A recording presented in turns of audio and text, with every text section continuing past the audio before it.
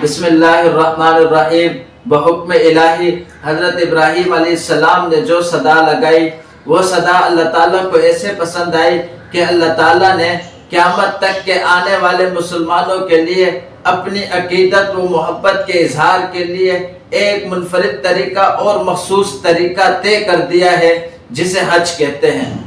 جو شخص فطرت سلیمہ رکھتا ہو، عقل سلیمہ رکھتا ہو، عاشقانہ مزاج اور عاشقانہ کیفیت رکھتا ہو، در حقیقت وہی شخص حج کی حقیقت اور اس کی معقولیت کو سمجھ سکتا ہے۔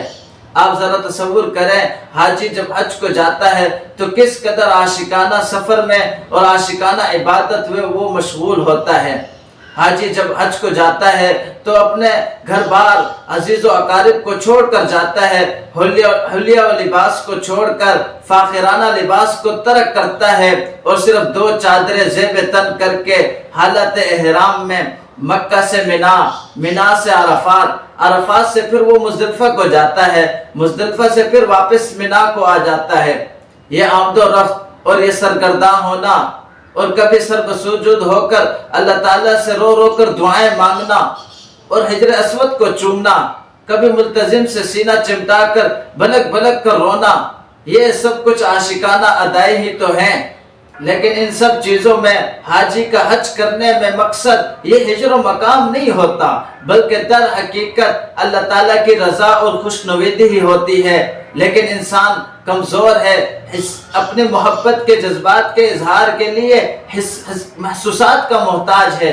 جیسے کہ عربی شاعر کے اس شعر سے پتہ چلتا ہے، امر علی الدیار دیار لیلا واقبل ذا الجدار وذا الجدار وما حب الدیار شغفن قلبی ولکن حب من سکن الدیار۔ یہی وجہ ہے کہ اللہ تعالیٰ نے خانہ کعبہ اور پھر اس کے ارد گرد یہ یادگاریں مقرر فرما دی ہیں تاکہ میرا بندہ آئے اور مجھے منانے کی کوشش کرے، اور تاکہ میں اسے جنت میں اعلیٰ مقام عطا کروں اور اس کے تمام گناہوں کو میں معاف کر دوں۔